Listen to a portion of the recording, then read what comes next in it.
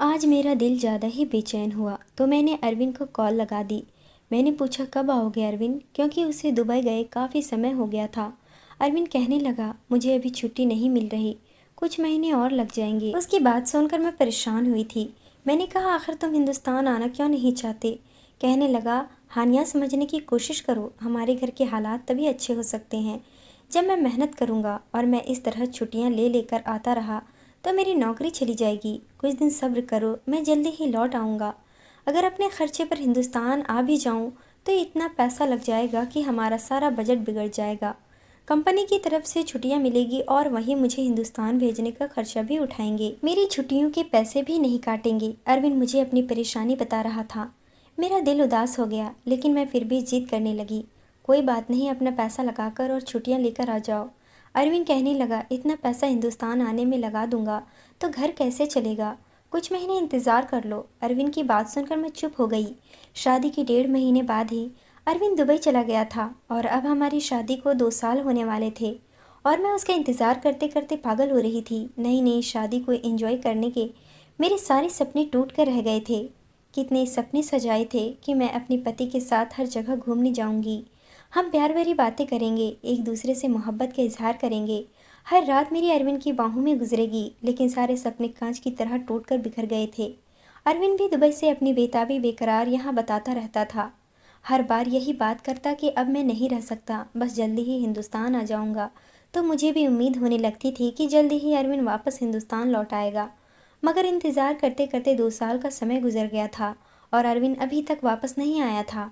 वह हर बार कोई नया बहाना बनाकर मुझे टाल देता था। मेरा दिल बहलाने की कोशिश करता था कि हानिया बात समझने की कोशिश करो, मेरे लिए भी आसान नहीं है तुमसे और घर वालों से इतना दूर रहना।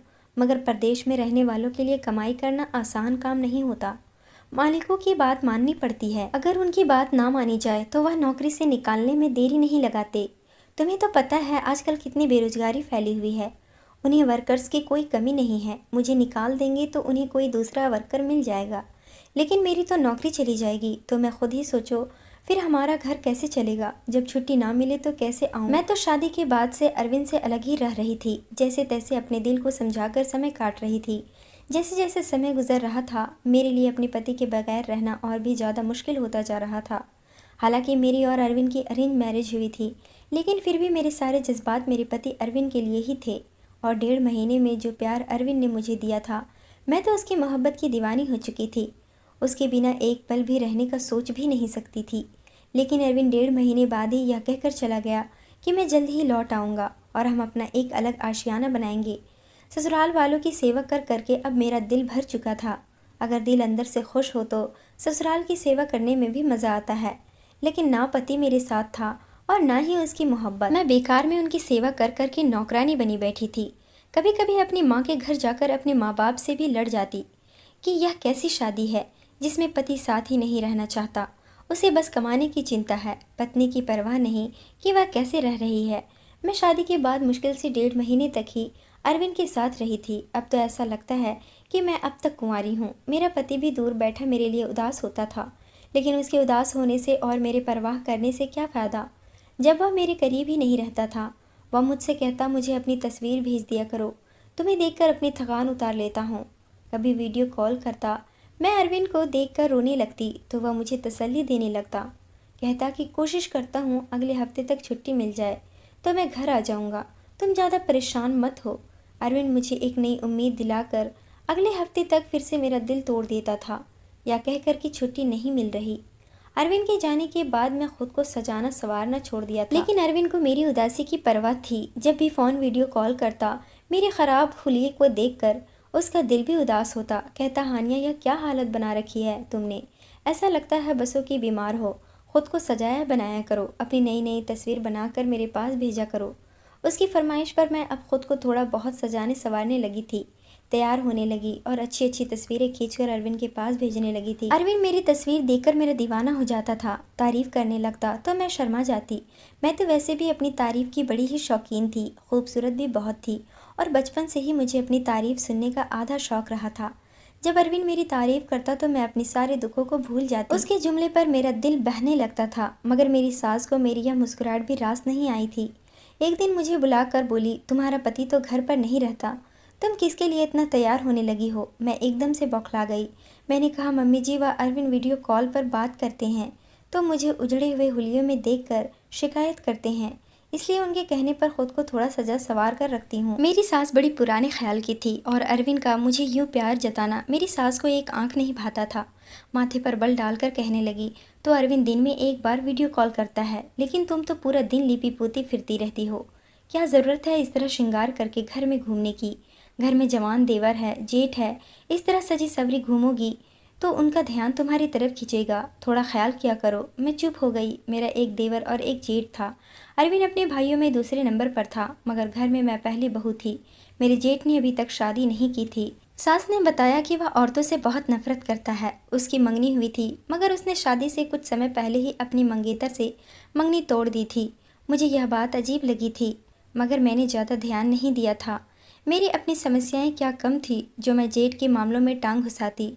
पति पास नहीं था और सास की पाबंदियां दिन ब दिन बढ़ती ही जा रही थी। जब से सास ने तैयार होने से रोका था, मेरा मूड अब और भी ख़राब रहने लगा था। अब अरविंद की कॉल आती तो मैं रो पड़ती कि अब तो तुम्हारी माँ ने मेरे तैयार होने और सजने संवरने पर भी पाबंदी लगा दी है। यह सुनकर अरविंद भी मुझे समझाने लगा। बोला, तो कोई बात नहीं, माँ ठीक कह रही है, तुम मेरी पत्नी हो, मेरी मौजूदगी में तैयार रहो तो ज़्यादा अच्छी बात है। घर में मेरे जवान भाई है, अगर तुम्हें इस तरह सजा सवरा देखेंगे तो अच्छा नहीं लगता। तुम ऐसा करो, मैं रात को वीडियो कॉल करता हूँ, रात को ही खुद को तैयार रखा करो और सुबह सादगी से घर में रहा करो। अरविंद की सोच पर भी मुझे दुख हुआ था, उसे भी मुझ पर विश्वास नहीं था। मैं हल्का फुल्का मेकअप भी करती तो मेरी सास मुझे टोकने लगी थी। मैं बहुत खूबसूरत लड़की थी, मेकअप करती तो और भी ज़्यादा निखर जाती थी। और यह सच भी था। मेरे देवर और मेरे जेठ की नज़र मेरी तरफ उठी ही जाती थी और मेरी सास को भी यह डर था कि कहीं पति के गैर मौजूदगी में मैं बहक न जाऊं, क्योंकि मैं भी जवान लड़की थी, नई नई शादी हुई थी। एक नेचुरल सी इच्छा होती है शादी के बाद लड़की का अपने पति के साथ रहना, और जब पति पत्नी की इच्छाओं को पूरा ना कर पाए तो पत्नी इधर उधर बहक सकती है।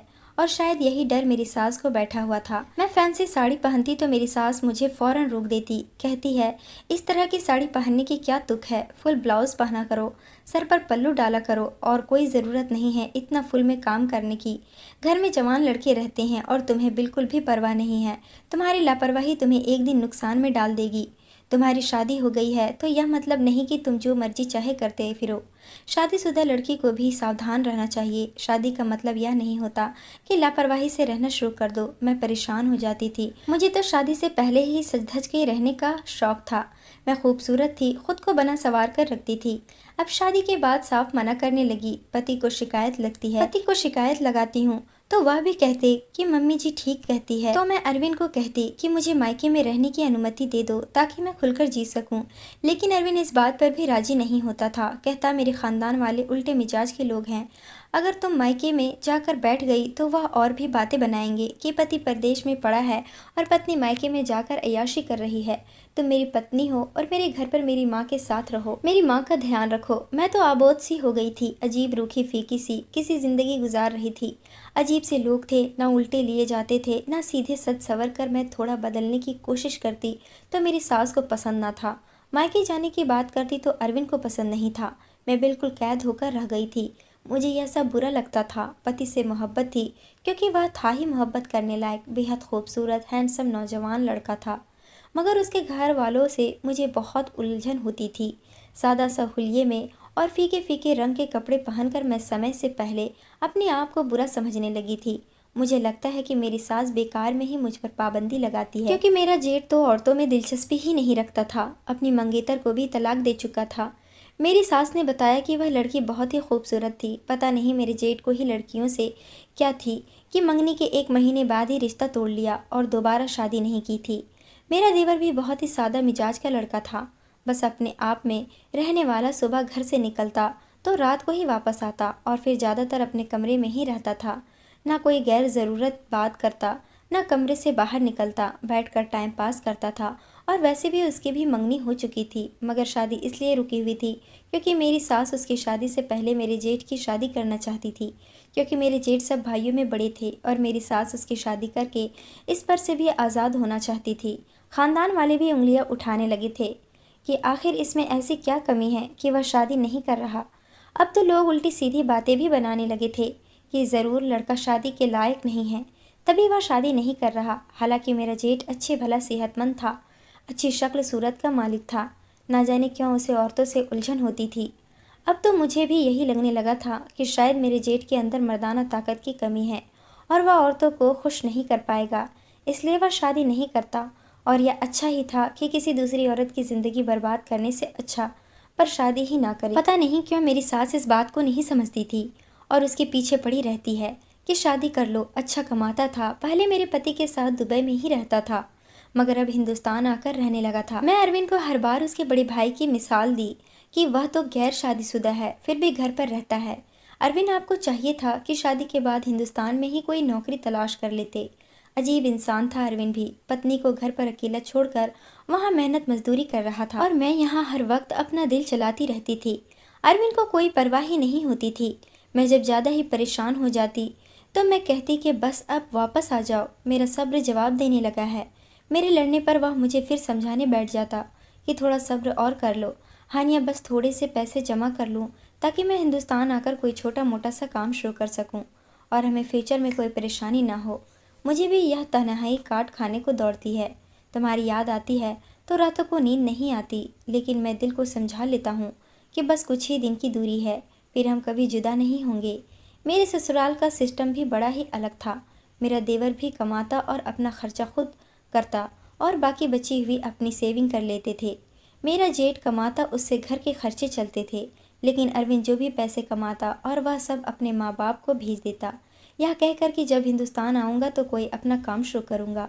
लेकिन मुझे यह ठीक नहीं लगता था। अरविंद को चाहिए था कि वह अपना पैसा अपने पास सेव करता, क्योंकि घर में पैसे की कोई कमी नहीं थी। मेरा जेठ अच्छे भले पैसे कमा रहा था और घर के खर्च भी हो रहे थे, फिर भला सारा पैसा अपने माँ बाप के हाथ में देने की क्या तुक थी। अरविंद को मैं कई बार दबे शब्दों में कह भी चुकी थी कि आप सारा पैसा मेरे अकाउंट में भेज दिया करें, और मेरी बात सुनते ही अरविंद भड़क उठा था। कहने लगा, तुम अभी से तेरा मेरा करने लगी हो, मैं अपने माँ बाप से अलग नहीं हो। अरविंद की इस बात पर मैं खामोश हो जाती। खैर, सास के मना करने पर मैंने सर्वजन संवेदना छोड़ दिया था, लेकिन मैं अपने जज्बातों का क्या करती। जब भी रात को सोने के लिए लेटती थी तो मुझे अरविंद की बहुत याद आती। मेरे जज्बात भागने लगते तो मैं तकिया अपने सीने से दबोच लेती, अरविंद की बाहों में समाने के लिए बेचैन हो जाती। बेचैनी में आकर मैं बाथरूम में नहाने चली जाती और जब कपड़े उतारती तो अपना बदन देखकर मैं और भी ज़्यादा बहकने लगती थी। अब मुझे अजीब सी आदत होने लगी थी। मैं जब भी नहाने जाती तो अपनी तस्वीर बना लेती थी और उन्हें देखकर पता नहीं क्यों मैं खुश होती रहती थी। अब तो यह आदत मेरी इतनी ज़्यादा बढ़ चुकी थी कि मैं ज़्यादातर समय अपना बाथरूम में ही गुजारने लगी थी और नहाने के बीच अलग अलग पोज में अपनी तस्वीर बनाती रहती थी। अब तो मेरा दिल मेरे बस से बाहर होता जा रहा था और फिर एक दिन जज्बातों में भरकर मैंने एक ऐसा कदम उठा लिया जो शरीफ औरतों को शोभा नहीं देता, मगर मैं अपने खूबसूरत बदन की तारीफ सुनना चाहती थी। मैं चाहती थी मर्द मेरे इस खूबसूरत से फिगर की तारीफ करे और इसलिए यह काम करते हुए मुझे उस समय बिल्कुल भी शर्मिंदगी नहीं थी। लेकिन मुझे नहीं पता था यह कदम मेरी ज़िंदगी में क्या तूफान मचा कर रख देगा। मेरी सास हर वक्त मेरे ऊपर निगाह रखती थी।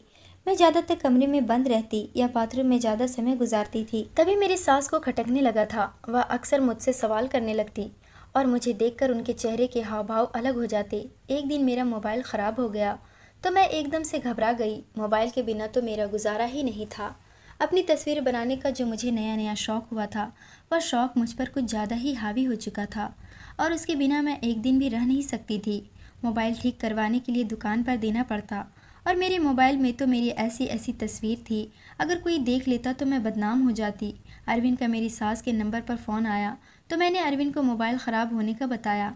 अरविंद बोला, तुम चिंता मत करो, बड़े भैया वैसे भी घर के सब मोबाइल अपने दोस्त की दुकान पर जाकर खुद ही ठीक कर लेते हैं। तुम भी सुनील भैया को फ़ोन दे दो, वह तुम्हारा फ़ोन ठीक कर देंगे। मुझे भी थोड़ा सुकून हो गया। चलो, मेरा जेठ इस टाइप का मर्द नहीं है कि वह मेरे मोबाइल में ताका झाकी करेगा। मेरी जेठानी लोग पूछा तो मैं बता दिया सुबह के समय अपने जेठ को फ़ोन दिया था और वह शाम को ही ठीक करवा कर ले आया। मैं जेठ के कमरे से मोबाइल लेने गई तो सास ने जेठ के कमरे से निकलते देख लिया और वह एकदम से घबरा गई। मुझे बुलाकर सवाल करने लगी, तुम सुनील के कमरे में क्यों गई थी? मैंने उन्हें समझाया कि मम्मी जी, मेरा मोबाइल ख़राब हो गया था और वही ठीक करवाने को दिया था, वहीं लेने गई थी। मगर पता नहीं मेरी सास को हर वक्त मुझ पर शक क्यों रहता था। मेरी सास मुझे समझाने लगी कि लड़कियां शादी के बाद पति के बगैर भी गुजारा कर लेती है। घर को चलाने के लिए पति प्रदेश में जाकर पैसे कमाते हैं तो वह लड़कियां अपने ससुराल में रहकर ही अपने पति का इंतज़ार करती है और ख़ुद को अपने पति के लिए संभाल कर रखती है, अपनी इज्जत को महफूज रखती है। तुम भी अपना ख्याल रखा करो। मैं तुम्हारी माँ जैसी हूँ, इसलिए तुम्हें समझाने की कोशिश कर रही हूँ। औरत की इज्जत कांच की तरह होती है, अगर एक बार उसमें दरार आ जाए तो फिर वह दरार कभी भरती नहीं है। गैर मर्दों से हमेशा दूरी बनाकर रखनी चाहिए, क्योंकि गैर मर्द गैर ही होता है। तुम्हारा जेठ भी आखिर को मर्द है और जवान है। उससे ज़्यादा करीब मत रहा करो, दूरी बनाकर रखा करो। मुझे अपनी सास की यह नसीहत बहुत बुरी लगी थी, लेकिन मैं चुप रही। मगर मेरी सास की अगली बात मुझे घबराहट में डाल गई। वह बोली, तुम बहुत अजीब हरकतें करने लगी हो। कभी तुम सज सवर कर कमरे से बाहर आ जाती हो, कभी तुम्हें कमरे में बंद होने की जल्दी होने लगती है। नहाने जाती हो तो घंटों बाथरूम में बंद रहती हो। मैं मुंह खोली अपनी सास को देखने लगी। मेरी सास इतनी छोटी छोटी सी बातें भी महसूस कर रही थी। मैं हैरान हुई थी, आखिर मेरी सास को मुझसे प्रॉब्लम क्या थी। मेरी कोई भी बात मेरी सास से बर्दाश्त नहीं होती थी, लेकिन सच तो यह था कि मेरी सास ने दुनिया देखी थी, एक अनुभवी औरत थी। उन्हें मेरे अंदर बदलाव महसूस हो रहे थे, इसलिए वह मुझे समझाती थी। उन्हें पता था कि मैं एक जवान लड़की हूँ और कहीं मैं राह से भटक न जाऊँ, क्योंकि मैं अपने पति के बगैर रह रही थी। और शायद अब वह समझने लगी थी कि मुझे पति के बगैर रहा नहीं जाता। लेकिन मैंने अपनी सास की बातों को नज़रअंदाज करना शुरू कर दिया था। मगर एक दिन अरविंद ने मुझे बताया कि मम्मी अब हर वक्त ज़िद करने लगी है कि सारा काम धंधा छोड़ो और हिंदुस्तान आ जाओ। पता नहीं मम्मी को क्या हो गया है। पहले तो खुद ही कहती थी कि इतना पैसा जमा कर लो कि खुद का कारोबार शुरू कर लो, फिर हिंदुस्तान आकर सेटल हो जाना, छोड़कर हिंदुस्तान आकर बैठ जाओ और यहीं कोई नौकरी तलाश कर लो। अरविंद की बात सुनकर मैं हक्का बक्का रह गई थी और अरविंद की अगली बात पर तो मेरा जी चाहा अपना सिर पीट लूँ। मेरी सास ने अरविंद को यह भी कहा था कि हानिया धीरे धीरे दिमागी मरीज बनती जा रही है। पता नहीं कैसी उल्टी सीधी हरकतें करने लगी है। इससे पहले कि तुम कोई बड़ा नुकसान उठाओ, हिंदुस्तान जल्दी लौट आओ। अरविंद मुझसे सवाल करने लगा, तुम सारा सारा दिन क्या करती रहती हो कि मम्मी जी भी अब डरने लगी है। अब मैं अरविंद की बात का क्या जवाब देती। शर्मिंदगी से ज़मीन में गड़ गई थी। मेरी सास शायद मेरा राज जान चुकी थी। मैंने रोते हुए अरविंद से कहा, तुम्हारी माँ मुझे कमरे से निकलने से रोकती है, क्योंकि घर में जवान देवर और जेठ रहते हैं। अब मैं कमरे में बंद रहने लगी हूँ, तब भी तुम्हारी माँ मुझ पर शक करने लगी है। मैं अकेले कमरे में पड़ी रहती हूँ, कोई गुनाह नहीं कर रही। मुझे बता दो फिर मैं क्या करूं? ना घर में सच कर घूमना है, ना मायके में रहूं, ना कमरे में बंद रहूं। आखिर करूं तो क्या करूं? मैं गुस्से से फट पड़ी थी। गुस्से की तेज में शादी से पहले ही थी। मेरी माँ भी मेरी इस बात से डर जाती थी कि गुस्से में मुझे कुछ भी दिखाई नहीं देता था, ना ही मैं सामने वाले का कोई लिहाज करती थी। जो मन में आता बदतमीज़ी कर जाती थी। और शादी के बाद पति की दूरी ने तो मुझे और भी चिड़चिड़ा बना दिया था। और फिर मेरे दिल में चोर था, इसलिए मैं डर भी गई थी और चीख चिल्लाकर अपने आप को सही साबित करने लगी थी। मेरे रोने पर, चीखने चिल्लाने पर अरविंद कुछ कर गया और सफाई देने लगा। कहने लगा, मेरी माँ को गलतफहमी हो गई होगी। सीधा मिजाज की औरत है, इसलिए छोटी छोटी सी बात को महसूस करती है। उनकी बात पर ज़्यादा ध्यान मत दो। मैं अरविंद से लड़ने लगी, तो फिर जल्दी से हिंदुस्तान आ जाओ या फिर मुझे मेरे मायके भेजो। अब मेरा घर में दम घुटता है। अरविंद भी परेशान हो गया था। वह अपनी माँ को फ़ोन करके मना करने लगा कि हानिया को रोक टोक मत किया करें।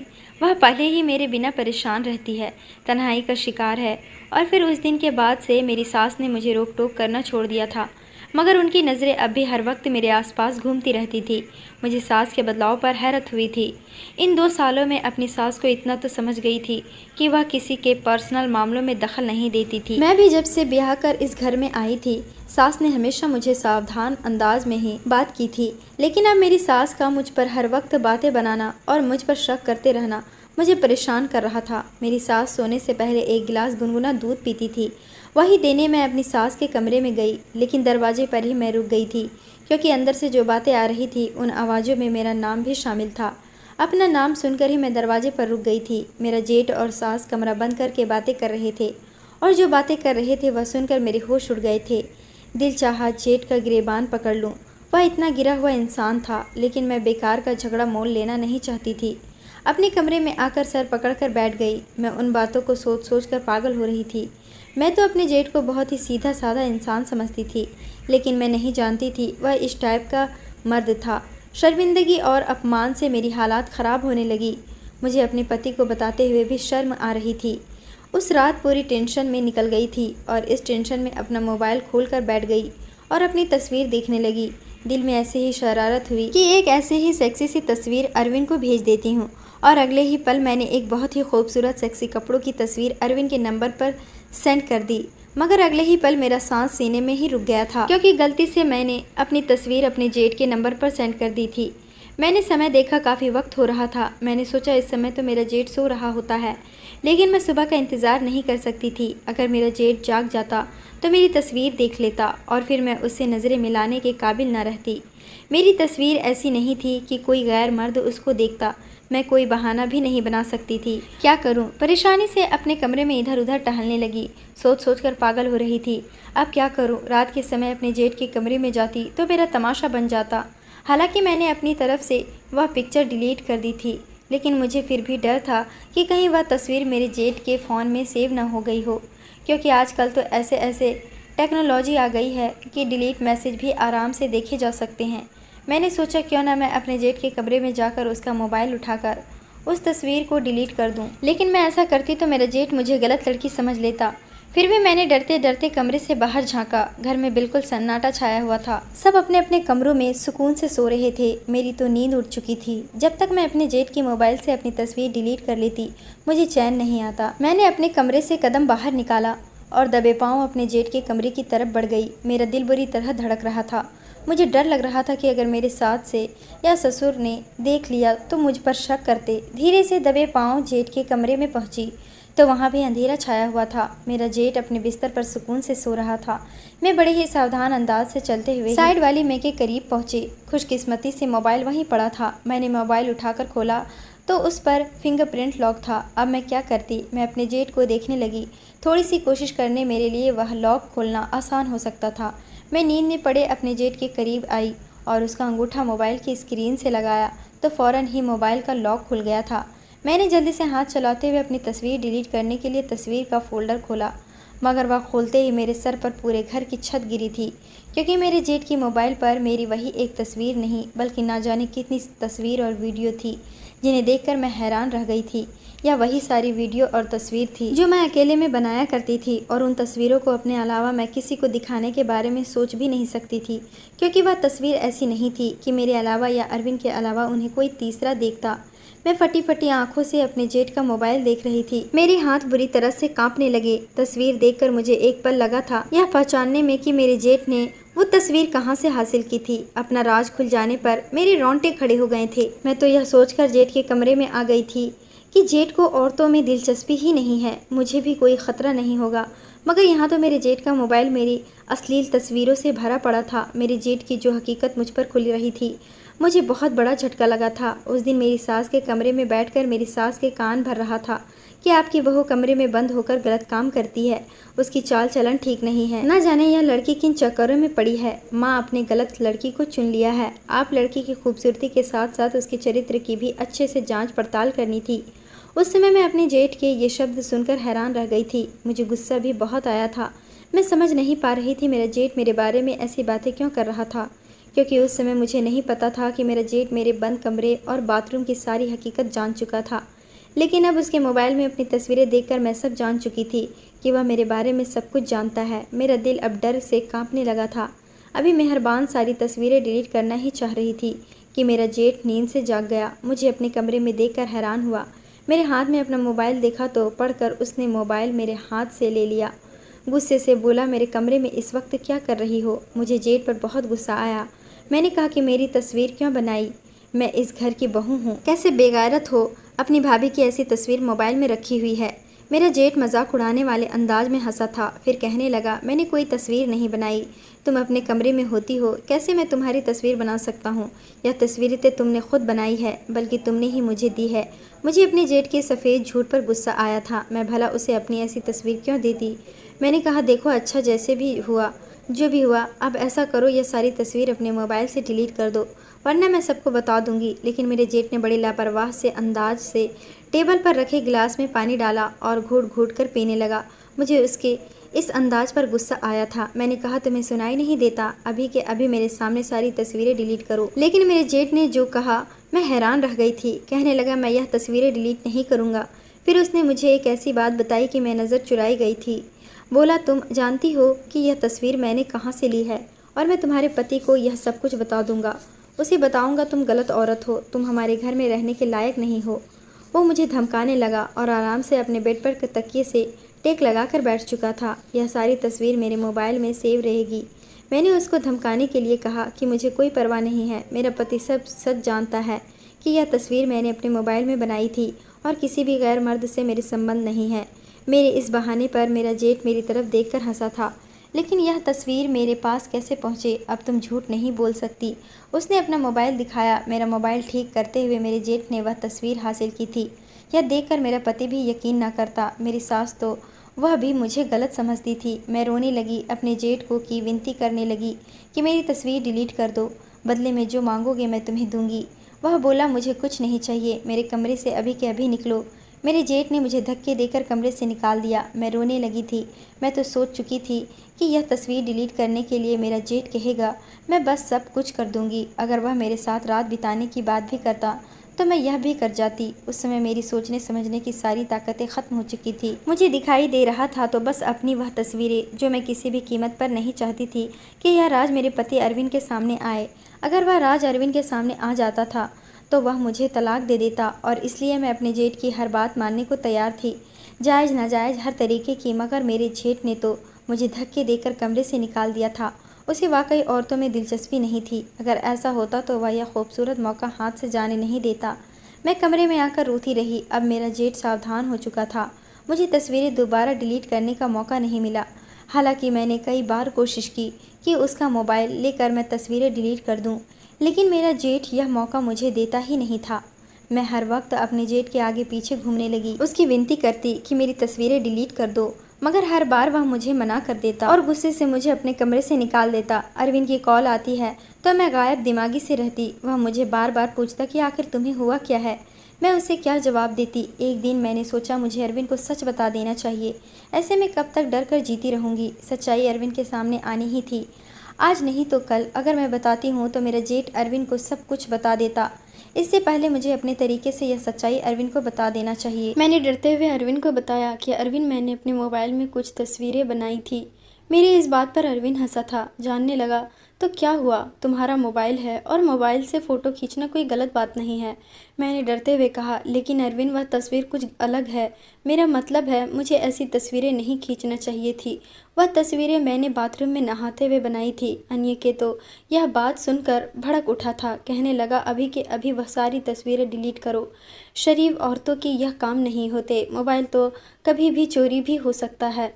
तुमने इस तरीके की तस्वीर अपने फ़ोन में क्यों लगा रखी है? गलती से किसी के हाथ में आ गया तो तुम्हारी सारी तस्वीरें वायरल हो जाएगी। हम किसी को मुंह दिखाने के काबिल नहीं रहेंगे। अरविंद मुझे डांट रहा था, लेकिन अभी तो मैंने अरविंद को सिर्फ अधूरा सच ही बताया था, पूरा सच नहीं बताया था कि मैं यह तस्वीर अपने मोबाइल में बनाती। अगर मैं यह तस्वीरें बनाने का कारण अरविंद को बता देती तो शायद वह अभी के अभी मुझे तलाक देकर घर से निकाल देता। अब मैं खुद को कोसने लगी, काश मुझे यह गलत लत ना लगी होती तो आज मैं इस मुश्किल का शिकार न होती। उधर अपने जेठ को मनाती रहती, एक बार वह मेरी तस्वीर डिलीट कर दे, आगे से मैं ऐसा काम नहीं करूं।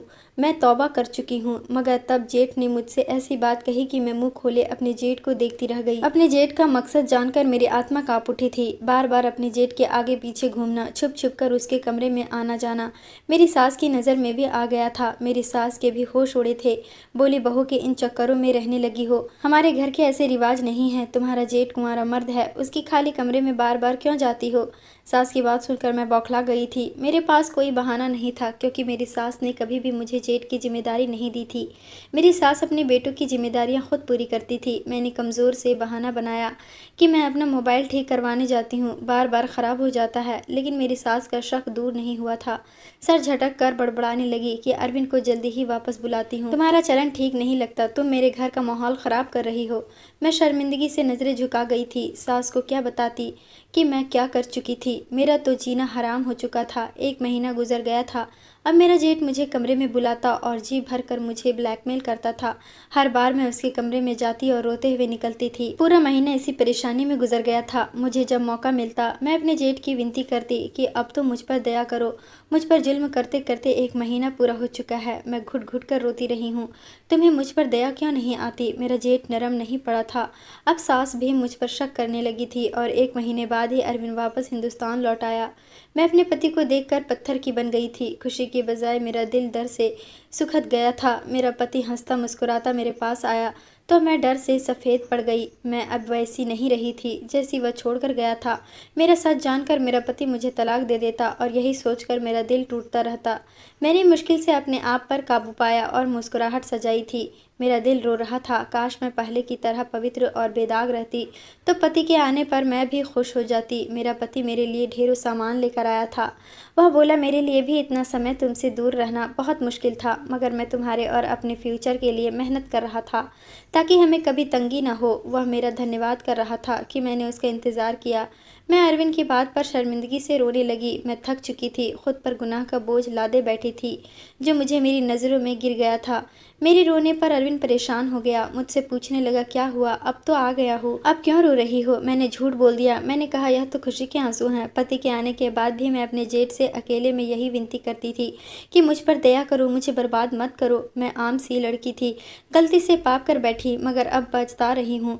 मेरा जेठ बोला कि मैं तुम्हारी सच्चाई अरविंद को ज़रूर बताऊंगा। ठीक है, अगर वह इतने बड़े दल का मालिक हुआ और सब कुछ सच्चाई जानकर तुम्हें माफ़ कर देगा तो फिर मैं तुम्हारे रास्ते से हट जाऊंगा। कभी भी तुम्हारी राह में रुकावट नहीं बनूंगा। मैं एक गैर मर्द हूँ और मेरा ज़मीर इस बात की इजाज़त नहीं देता कि मैं एक ऐसी औरत के अपने घर में स्वीकार करूं जो गैर मर्दों के अलावा मेरे भाई के सामने भी अपने आप पेश करती रही हो। मगर हो सकता है मेरे भाई का दिल इतना बड़ा हो और वह तुम्हें माफ़ कर दे। अगर मैं उसकी जगह होता तो तुम्हें कभी भी माफ़ न करता। जेठ के मुंह से यह सुनकर मैं लड़खड़ा गई थी।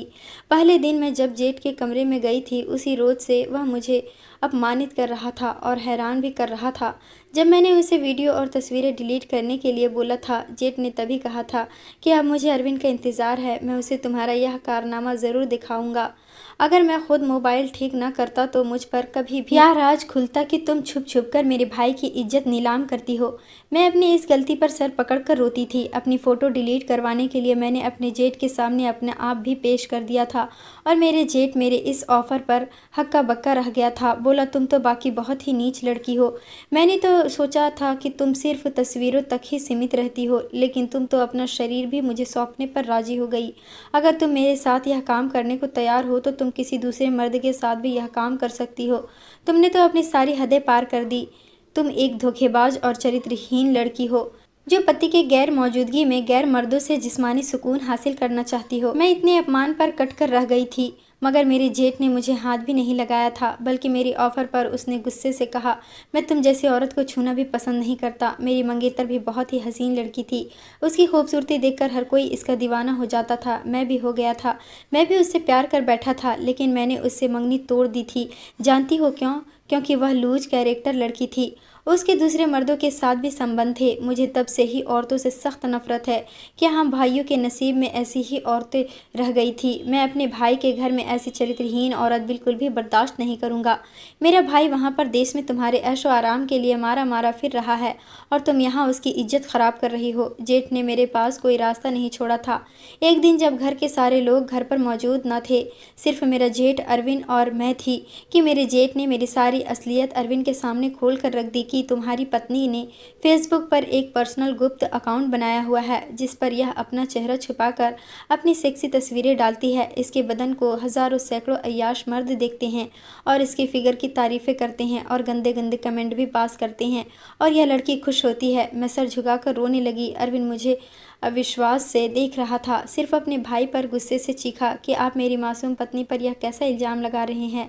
मेरे जेठ ने मेरी आईडी खोलकर मेरे पति के हाथ में फ़ोन थमा दिया। मेरा मोबाइल ठीक करते हुए जब मेरे जेठ ने मोबाइल खोला तो सारा मोबाइल चेक किया और वहाँ मेरी आईडी भी देख ली और उसके स्क्रीनशॉट लेकर रख दिए थे। मैं तो अपनी तरफ से आईडी डिलीट कर चुकी थी, लेकिन वह स्क्रीनशॉट सबूत है। मैं रोने लगी। अपने पति से अपनी गलती की माफ़ी भी मांगी कि मैं गलती कर बैठी थी। मैं आप अपनी आईडी डिलीट कर चुकी चुकी हूँ, मुझे माफ़ कर दो, ऐसी गलती नहीं करूँगी। मैं रोती रही, विनती करती रही, लेकिन अरविंद ने मुझे धक्के देकर घर से निकाल दिया। मैं रोते हुए माँ के घर आ गई। मैं एक छोटी सी गलती से अपना घर बर्बाद कर चुकी थी। मेरी माँ ने जब सच्चाई सुनी तो उन्होंने भी मुझे ही बुरा भला कहा कि कोई भी मर्द यह बर्दाश्त नहीं करेगा कि उसकी पत्नी उसके अलावा किसी दूसरे को अपनी खूबसूरती दिखाए, और तुमने तो हद ही कर दी। अब मुझे ज़िंदगी से नफरत हो गई थी। अरविंद के बिना जीने का मैं सोच नहीं सकती थी। टाइम पास के लिए मैं गलत हरकत कर बैठी थी कि शायद इस तरह मैं अकेलेपन का शिकार नहीं होऊंगी, लेकिन खुद को बर्बाद कर चुकी थी। ज़िंदगी से तंग आकर मैंने अपने हाथ की नस काट ली। मैं अब जीना नहीं चाहती थी, लेकिन शायद अभी ज़िंदगी मुझ पर मेहरबान थी।